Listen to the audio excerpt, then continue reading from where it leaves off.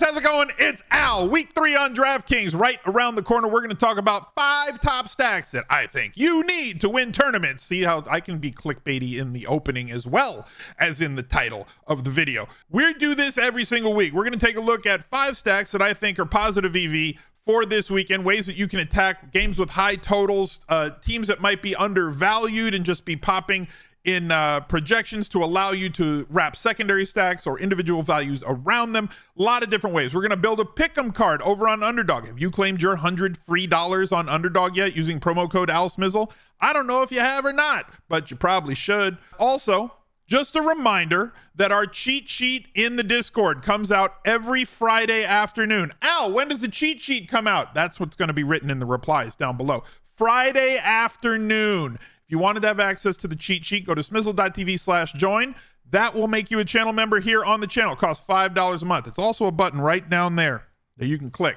Become a channel member here. Go to Discord, smizzle.tv/Discord, and follow the instructions so you can link those accounts one to the other. UNC will help you. He's doing a great job of that in the NFL channel for new members. Try and help you guys get connected so you get access to all the VIP rooms, the locked rooms in Discord, where you can have a community of folks to chat about daily fantasy, any sport, all day long. We also have food channels. We have TV shows. We have a fantastic community. Can't wait for you to be a part of it. So thank you guys for being here. Drop a like on the video. Subscribe to the channel. I see you guys who keep watching the videos and aren't subscribed to the channel. We see you. Ring the notifications bell because I come out with a ton of videos every single week. And let's go. He's a legend. The Smizz Gang Listener League is live for week 3. Go to smizzle.tv/links. It will have the links to this Listener League. It will have the links to the Discord. It'll have the links to everything that I do. Make sure that you get in. It's $10, 3 max, $40,000 in the prize pool. Absolutely no rake. DraftKings does not take a service fee on this one. If you use your missions by coming up here to like rewards and then missions, it's a negative rake tournament. 550 crowns equals $1. So you can get in for technically less than $10 to this tournament. Get your 3 entries. I will shout out the top 10 on the recap video on the Fantasy Football channel every single Monday, and the top 17 people, the winners of the first 17 weeks, get into a battle royale in week 18 for some fun prizes. I mentioned the cheat sheet before. This was last week's cheat sheet. It did very, very well. I'm not going to expect like an 85-90% hit rate on the cheat sheet, but this is kind of what it looks like for those of you who are curious. This was the week 2 cheat sheet. Week 3 cheat sheet will be up on Friday. Here's the slate that we have to deal with this weekend on the 24th. Denver goes to Miami, 48 total there. Miami favored by 6.5. Buffalo against the Commanders. Buffalo favored by 6.5, 43.5. Very low total in this one. This one's interesting to me because of how low the total is. It seems weird that it's that low. Colts against the Ravens, 45 there. Baltimore favored by a lot of big favorites this week. Jacksonville by 9 over the Texans. Detroit by 3 over the Falcons, 46.5. I thought this total would be lower, but it's not. This is going to be a very slow-paced game from how much both teams like to run the ball in neutral game situations. So, like, it's shocking to me that this game has a higher total than, like, this game over here, but we move on. The Jets and the Patriots, total of 37. Gross. Browns against the Titans. There's some value here, 39.5. Going to be an ugly game. You can play the values, just don't watch the game, I suggest. Trust me, I'm a doctor. Packers against the Saints, 42.5. Chargers versus the Vikings. Guess what? You're not the only one who thought that they wanted to stack this game. So if you want to get different, you're going to have to find ways. If you're going to have access to the players in this game, and you probably should, with the total sitting at 54, and it's the most likely game to shoot out, it's indoors, neither team can stop anybody. Both teams play very, very, very fast. There's a very realistic chance this game could top 66, 67 real life points. The total's only at 54. So like the highest totaled game with the highest probability of shooting out with the fastest pace, like it's gonna be super duper popular is all I'm telling you. So you're gonna have to find ways to get different to either wrap around that, or if you're using it as a secondary stack, to get cheaper somewhere else. Panthers against the Seahawks, 41 in that one. Seahawks favored by 6.5. Cardinals, 12.5 point dogs against Dallas, and Dallas's defense is like $48,000 on DraftKings. Don't fact check me, but I'm probably close. And the Bears against the Chiefs. Chiefs favored by 12.5. We'll get to that in just a minute. Number 1 stack, shocking. Justin Herbert is the number 1 stack. on the week. He's on the cover. I don't care what everybody thinks about the Chargers. Okay. It's hard sometimes for people to disconnect how they feel or what they think about teams' records, whether or not quarterbacks win games. The term chargering is a thing that they just find new and inventive ways to lose games. And like Justin Herbert got a job when he was a backup quarterback because this training room stabbed the starter, Tyrod Taylor, in the lung. Like, just weird things happen specifically to the Chargers, but up in pace, 300-yard bonus, very, very possible. Tennessee is a tough defense, pass funnel, did throw for 2 touchdowns in that one, has the ability to run, 2 touchdowns responsible for in week 1 against Miami. They're going to play, and they can't stop anybody. So, like, they're a perfect offense for fantasy because their offense, very difficult to stop, extremely varied, high volume with high efficiency. And with Austin Eckler likely missing this game, according to, he missed the Wednesday practice. He's giving you his own injury updates on Twitter if you follow him on there or on Instagram. And Brandon Staley, the head coach, said there is no timeline for Eckler's return, which still is going to open up Josh Kelly for those people who want to go back to him. Totally different matchup this week for Kelly versus Tennessee last week at 5K. He only went up to 5,400. Now has a much easier matchup. Going to be interesting to see how many people are going to cross their arms and the never again crowd, right? Never playing him again. Like, sometimes you should consider playing players again. But on the other side of it, like, I don't expect him to take on Eckler's work in the pass game, but on the other side of it, we certainly have the ability to go to somebody like Keenan Allen, who should threaten for double-digit targets every week. Mike Williams, 13 targets last week. Big downfield threat here, even though only averaging like 10 and a half yards per catch right now. They also have the rookie Quentin Johnson and Palmer. Palmer currently ahead on the depth chart. Would prefer him to Johnston.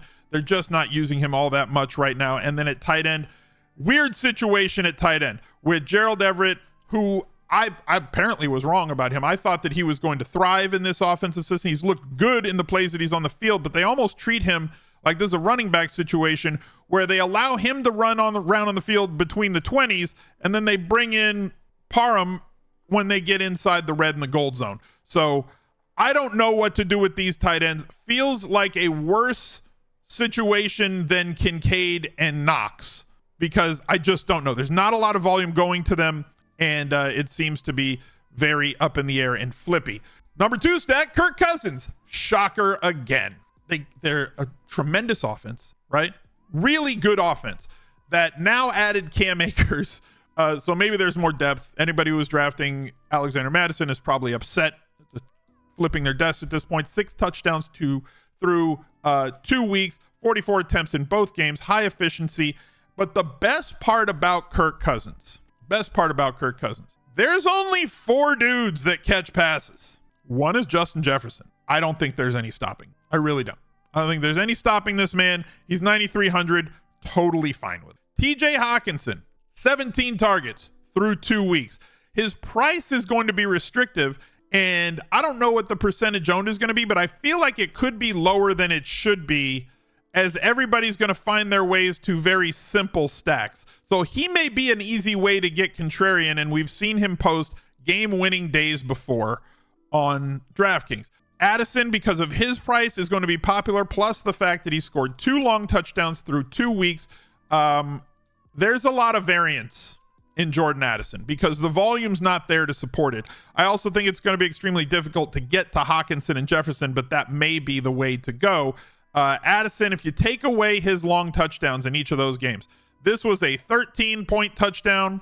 This was a 11-point touchdown. So if you take those away, extremely pedestrian and almost lineup killing numbers for Addison without the big play. If he hits the big play, awesome. KJ Osborne also playing enough, getting 6 targets a game so far, scored that touchdown. But again, everything kind of flows through these 2 guys with the passing game. And nobody is playing snaps outside other than this quad. So knowing that you're getting volume of snaps and targets around Kirk Cousins and having quite possibly the best bring back plays that you could get on the other side, I'm sure you could maybe build a lineup around something like this. Maybe. You'd have to punt off defense, punt off a wide receiver. There is enough value at running back to make something like this work, but you might have to massage it a little bit or punt one of the guys in that lineup. Moving on, let's go over to Underdog Fantasy. I said before, if you not claimed your $100 free, it's just hanging out there on Underdog for you. Use promo code ALSMIZZLE. That's one word, ALSMIZZLE, and you get up to a $100 deposit bonus on your first deposit to the site. If you deposit 20, you'll get 20. Deposit 100, you get 100. And you can use it for any of these things. Tyreek Hill versus Denver. Tough matchup for Tyreek Hill. I'm still going to go higher because we just go higher, right? That's what we're going to do. Actually, I can't do this one. This is a 100K Sunday. I can't. I just have to go lower on this. I've got a bunch of guys from this first game. Herbert over 282. Williams over 61. TJ Hawkinson over 50 receiving yards. And 6.5 kicking points for Greg Joseph. Why not? Submit this one. Oh, I can go over with TJ or with Tyreek Hill. Perfect. 4 hires. Unders are sharper. Don't follow me. I'm an idiot. But these are all of the different things that you can do right there. And hopefully we win a bunch of money. And if you play this one with the 100K Sunday, 10 people are going to split 10K each in a random drawing from Underdog. So head over to Underdog today, play a pick'em card, have some fun. Patrick Mahomes comes in as my number 3 stack for a couple of reasons. I'm going to explain why. One, he's going to be underheld. Very, very, very, very simply. Not a lot of people are going to play this stack. One, because it's expensive, right? So you're paying up to be contrarian, which is part of it. 2, people tend to shy away from playing wide receivers and quarterbacks in situations where they are heavily favored because the public narrative tends to lean on they're just going to run the ball. They're going to win the game by so much that they're just going to run the football, and he's not going to get 45 attempts, and he's not going to do this. But let's go back to the line. 47.5 is the line in this one, favored by 12.5. Cut this in half. Let's say it's 24, 23, 24. Cut this in half. That's 6.25. So all of a sudden you have a team total of 30 points in this one. If they put up 30 points in this one, that's 4 touchdowns. Are all of those touchdowns going to be on the ground or scored by the defense? They could be. But what happens in situations where they hang a 30 burger in the first half, where Mahomes is so efficient down the field in the first half that we are able to capitalize on a 300-yard. He has 270 and 3 touchdowns in the first half.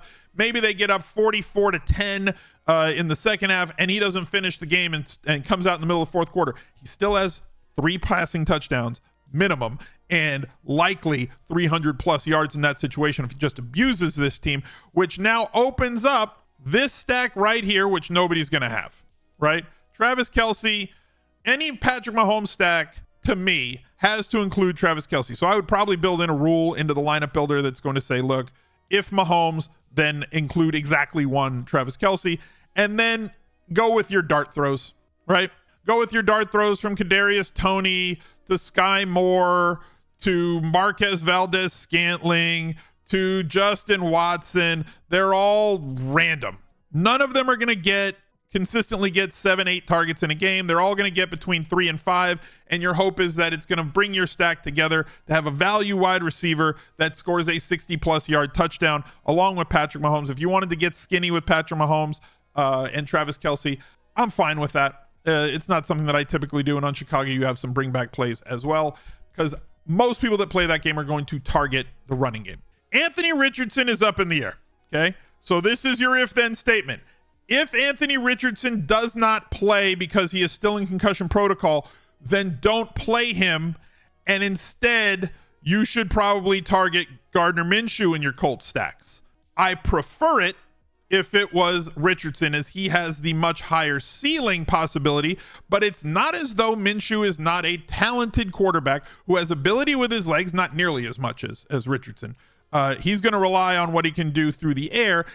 19 of 23 last week for 171 against Houston. They square off against Baltimore and should be in situations where they will have to pass the football. Baltimore plays fast, so it's an up and pace game for the Indianapolis Colts. If it is Anthony Richardson, okay, if Richardson goes and we are after him and going to go attack him at 6,700, there are certain quarterbacks that I don't think are going to be extremely high volume quarterbacks, although they have not utilized him as a not high volume quarterback. 37 attempts in week 1, completed 6 of 10 in week 2 before he went down halfway through the second quarter. So I will probably be single stacking Anthony Richardson because he does not need to carry a double stack. He can get there on 25 opportunities with 1 touchdown, 170 yards because of what he's able to do with his legs as advertised the first couple of weeks. Pittman is my number 1 target to go along with him. Double-digit targets in both of the games. A single read system, which you are going to run when you have a running quarterback, whether it's read option or RPO, or whatever, is going to lock in on one guy, and Pittman's targets are secured at tight end. So I like him. You can double stack if you want at tight end. I prefer Granson, who is on the field the most of the tight end group, as well as being the leader in tight end snaps inside the 10-yard line for them. So if there is a touchdown to be had, it's him. He does not have to do much to pay off 3,100. And what this stack does, whether it's with AR-15 or it's with Gardner Minshew, is it opens up a lot of salary for you to spend elsewhere. And clearly we can find some very good bring back plays, whether it's Andrews, Flowers, Bateman. There are plays that you can find on the other side in Baltimore to make this correlate with your quarterback stack, and get on with it, and then pay for maybe a secondary that's extremely expensive in the other, 11 games that are left on the slate. And our final stack of the day, typically the puke stack. There's usually one stack that just kind of pops out and based on the value that's inherent in the system. But CJ Stroud isn't very pukey, at least has not been through the first 2 weeks. I love that they're just letting him loose. They can't run the football because their offensive line is terrible. He's completed over 63% of his passes in both of the games and attempted 44 and 47. Now look, quarterback fantasy point scoring is not directly tied to attempts. It's tied to efficiency, and efficiency is tied to your ability to throw for touchdowns. So I'd prefer a quarterback, we've seen this from Lamar Jackson, from Patrick Mahomes, we've seen it from Josh Allen, which is why Mahomes is in this video, because if they have an extremely efficient day and throw for 3 touchdowns in the first half on 18 attempts, they probably have one that's a deep throw, some other stuff that's they probably have 240 yards and 3 touchdowns through one half of football. So it's efficiency, not volume. However, when it comes to stacking and a player that's only 5,300 on DraftKings, averaging 18 fantasy points a game, we really want 3.5, 4x from him. He did not get there in week 1 against Baltimore. He definitely got there against Indianapolis, but you look at what's on the other side of it. When he is attempting that many passes, that means that there's a target on the other end. And Nico Collins has 20 targets through 2 weeks, still only 5,300. Bobby Trees, I thought it was going to be Tank Dell that moved into the Noah Brown slot that was there for him, but because that's where Tank Dell filled in week 1 after the injury. But it was Robert Woods who moved into the slot, a position that he was very familiar with his time on the Rams, where he spent half the time in the slot, and Cooper Kupp spent half his time in the slot. He played primarily in the slot last week, 19 targets through the first 2 weeks, 4,400, not the same sort of a ceiling as somebody like Tank Dell, who half work in week 1, full-time job in week 2, had outside play for the most part, did get a few snaps in the slot, but the majority of his play was lined up outside. 10 targets for him. Anytime you have a quarterback throwing it that much, it's extremely viable on DraftKings to be able to double stack with them, because if he has 2 or 3 touchdowns, they're going to get there on volume a lot of the time. 3,700 for Dalton Schultz, running more routes than most other tight ends. I think he's top 3 at the position in terms of routes run per dropback. They just throw the ball so much because they can't possibly run it. There are certainly bringbacks on Jacksonville to get with here, with Travis Etienne being extremely popular, Ridley, Kirk coming off of a big game, and if you wanted to fill the tight end spot, Evan Ingram at 4,800. So plenty of ways that you can go with a stack that fills our puke stack spot but isn't all that pukey. Let's go over to Fantasy Labs, and if you wanted to check out their tools over at Fantasy Labs, go to smizzle.tv/labs with an uppercase L. That'll get you the discounted rates over there. Some of these are a little bit behind my head, but I'll read them off to you. As you can see, pairing a quarterback with 2 of their pass catchers, a wide receiver. This is my secondary stack rule. So if I have a wide receiver in a lineup, they have to have a running back, wide receiver, or tight end from the other team. Quarterbacks with no running backs, I will use the Chargers for this, but I'll probably exclude this rule because Eckler's not there right now. Limit to at most 1 player from the same team unless they're paired with their quarterback. Pair your quarterback. This is more my running quarterback rules that are down here to just have extra rules. You build them how you want, and then I force at least 1 player from the skill positions that's going to be less than 10%. Apply these rules, and we're going to generate 150 lineups. Just realize that you've got to work on your allocations, your groupings, your stacks, your combinations to make sure that you have exactly what you want in your lineups. It's not as easy as just go and click the button, but go visit Fantasy Labs today through my link and get your discounted subscription today. Thank you guys for watching. Look out for another video right there. He's a legend.